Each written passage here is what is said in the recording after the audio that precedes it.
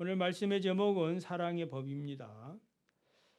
예수님께서는 산상수훈에서 비판을 받지 아니하려거든 비판하지 말라.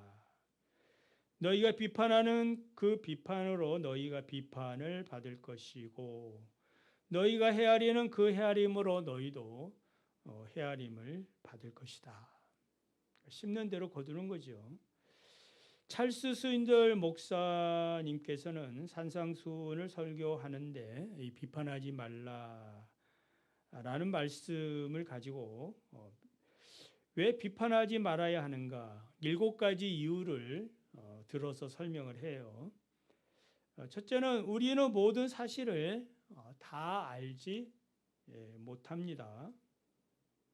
정당한 비판을 하려면 그 일에 관해서 모든 사실을 알고 있어야 정당성이 주어지는데 잘 알지도 못하면서 비판하는 것은 제한적인 사실을 가지고 말하는 것은 문제가 있는 것입니다.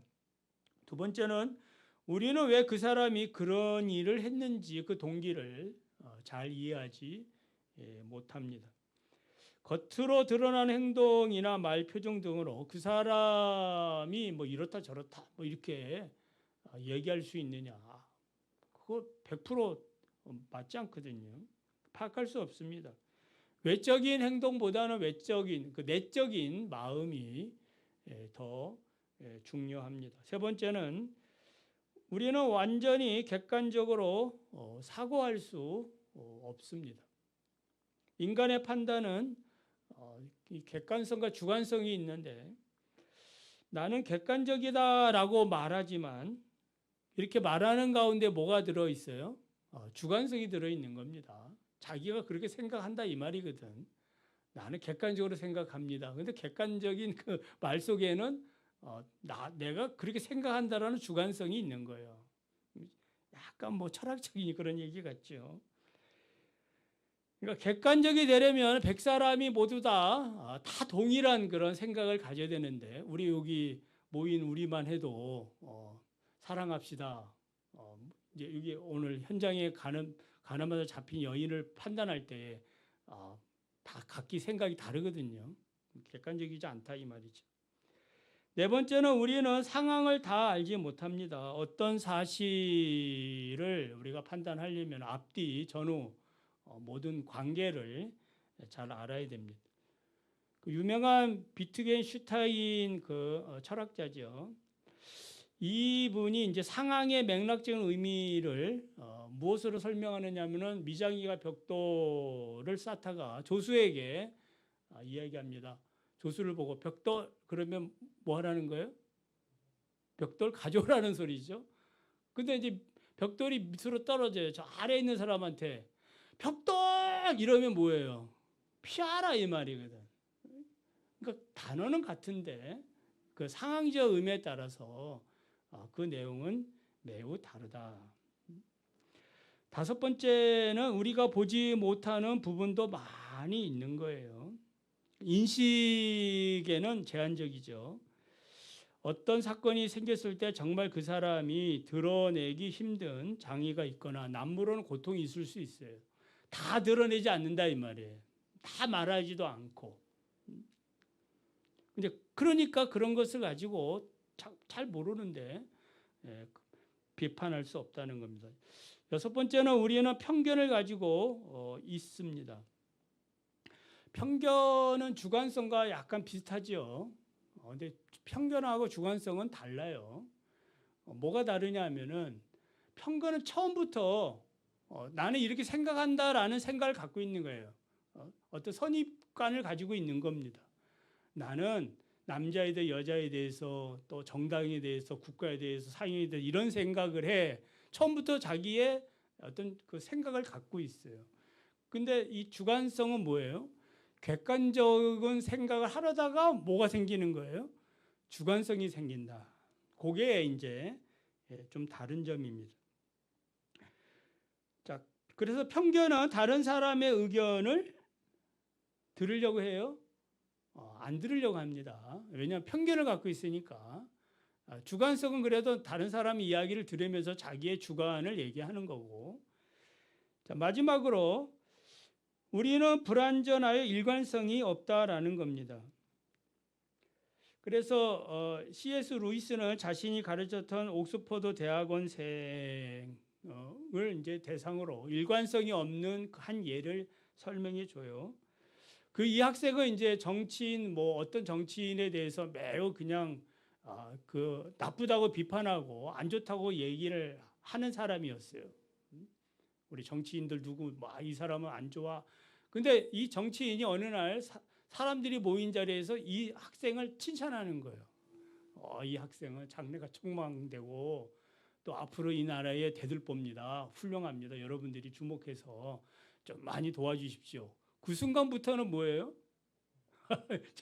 얼마 전만 해도 비판을 쏟아냈는데 그 순간부터는 뭐예요? 이제 그 사람의 추종자가 됐다 이 말이에요. 일관성이 없다라는 겁니다.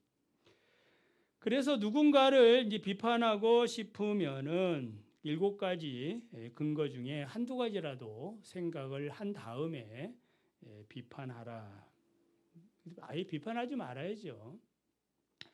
본문의 가늠하다 현장에 잡힌 이 여인, 우리 예수님이 용서해 주시는 말씀 잘 아시죠? 서기관과 바리새인들이 가늠하다 현장에 붙잡힌 여인을 예수님께 끌고 왔습니다. 남자는 어디로 도망갔는지 둘 다 잡아가지고 그렇게 이제 처형 돌을 던지든지 해야 되는데 남자는 도망갔어요. 여자만 잡혀온 거예요. 모세 율법대로 이 여자를 현장에서 즉결 처분할 수 있습니다.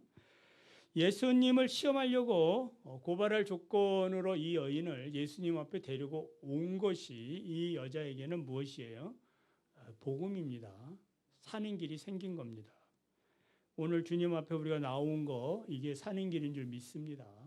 주님 앞에 나오는 것이 사는 길이에요. 예수 선생 모세 율법대로 이 여자를 돌로 쳐 죽일까요? 난감하죠. 돌로 치지 말라 그러면 율법을 어기는 거고 돌로 치라 하면은 뭐예요? 맨날 사랑 타령하더구만. 무자비하게 돌로 쳐 죽이라고 저렇게 그 일관성이 없는 거죠 가르침에. 그래서 이제 시험을 하고 있는 겁니다. 예수님은 오래전에 나는 율법을 폐하러 온 것이 아니고 완성하러 왔다. 살인에 대해서도 형제에게 노하는 자마다 심판을 받고 나가라 하는 자마다 공회에 잡히고 미련한 놈이라고 하는 자는 지옥불에 들어가리라.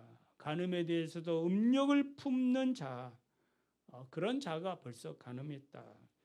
아주 고차원적인 그런 말씀들을 가르쳐 주시는데, 자, 이번 경우에는 어떻게 하실까? 궁금할 거예요. 여러분 궁금하지 않습니까? 우리가 그 자리에 서 있는 사람들이라면은 궁금하겠죠. 왜 지금 시험 문제를 냈거든. 이 여자를 당장 죽이지 않고 데려온 것은 저 예수가 어떻게 하는가? 어떤 식으로 이 어려운 문제를 빠져나갈 수 있는가? 해결할 수 있는가? 그의 지혜란 무엇인가? 뭐 이런 거에 다 곤두서 가지고 예수님께서 하시는 그 어떤 말이나 행위에 대해서 지금 관심을 갖고 있어요. 초미의 관심이에요. 자, 이런 상황에서 예수님께서는 아무 말도 않으시고 몸을 굽혀서 손가락으로 땅바닥에다가 무엇인가 글을 쓰셨습니다. 자, 이렇게 하시는 이유는 분노한 사람들의 마음을 어떻게 땅바닥으로 갑자기 엎드려가지고 글을 쓰니까 저게 이렇게 뭘 쓰는 거야 하면서 관심 갖지 않겠습니까? 그러니까 생각이 이제 돌로 치느냐 안 치느냐 어떻게 할 거냐 거기에 대해서 이렇게 생각하고 있는데 갑자기 생각의 관점이 어디로 바뀐 거예요? 저 지금 뭐 하는 거야? 생각이 바뀐 거예요. 여러분 누군가 화를 내면은 그 화제를 바꾸시기 바랍니다. 예? 갑자기 여러분 자신을 가슴을 치든지 막 이렇게 해가지고 왜 그래? 예?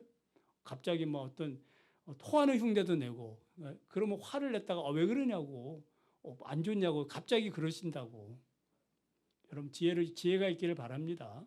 계속 그런 상황을 만들면은 어려울 수 있어요. 상황을 이렇게 반전시키기를 바랍니다. 예수님이 지금 그러고 있는 거예요. 그래서 돌로 쳐 죽이려고 하는 이 바리새인들, 서기관들, 군중들에게 무엇인가 관심의 초점을 바꾸고 또 메시지를 주고 있는 거예요.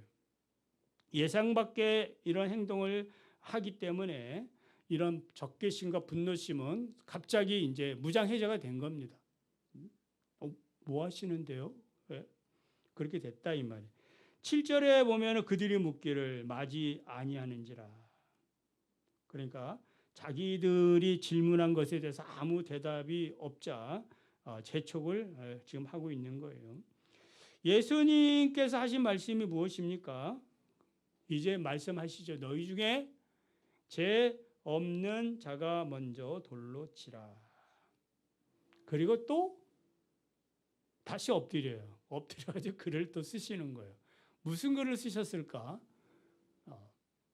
지금 예수님 말씀한 글을 쓰셨을 거라고 생각이 들어요.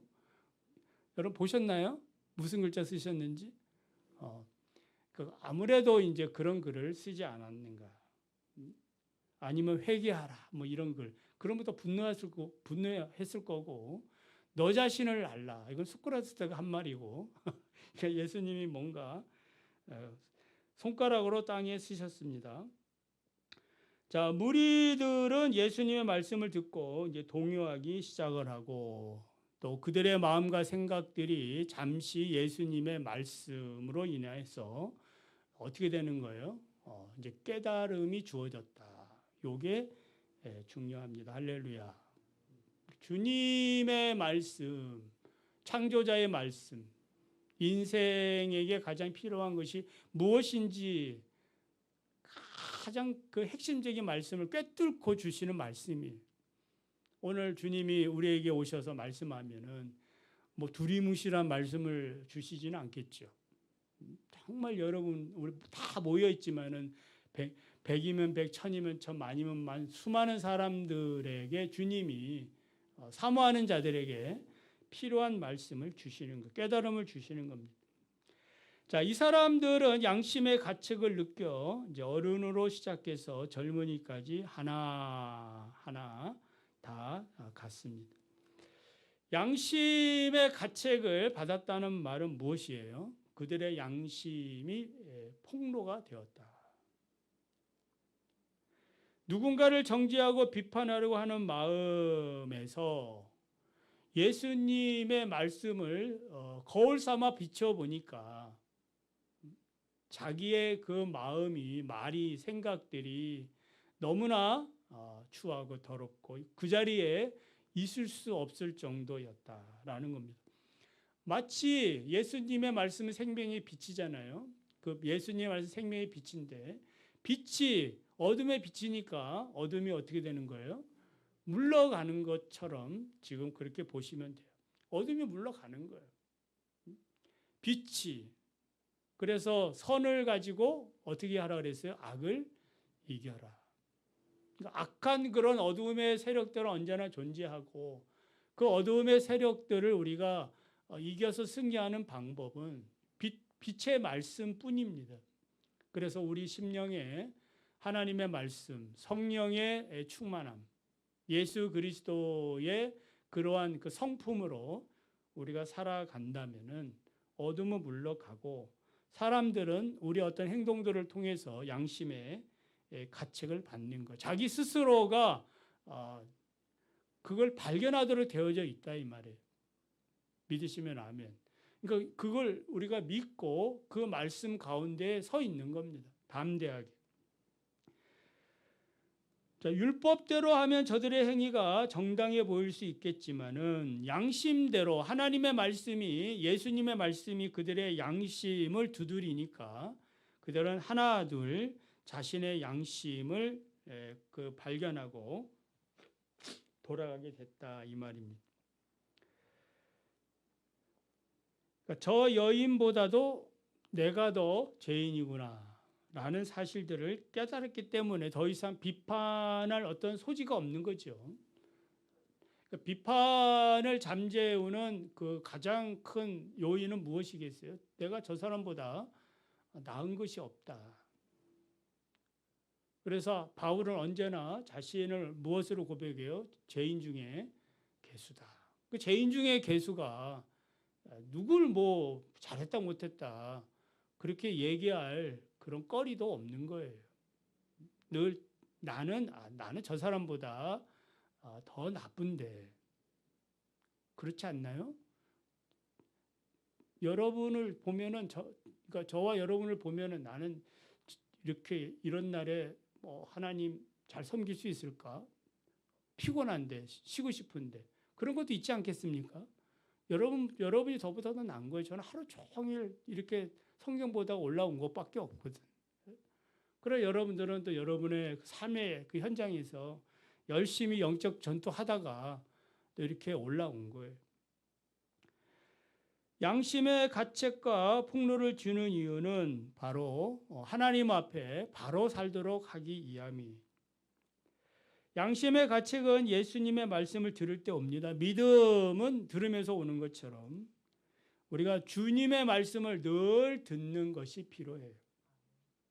그래서 들을 수 있는 귀가 열리도록, 듣는 마음이 열리도록 에바다가 필요한 거예요. 열려야 됩니다. 열리지 아니하면은 천년 만년 뭐 예배당에 앉아 있어도 믿음이 들어가겠습니까? 근데 분명하게 우리가 확신하는 것은 그 발걸음을 누가 인도했다? 하나님이 인도하셨다. 우리 주님이 인도하셨다. 그러니까 이 믿음을 가지고 우리가 그 영혼을 위해서 더 주님의 은혜가 임하도록 그렇게 확신을 가지고 관심을 가지고 기도할 뿐이에요.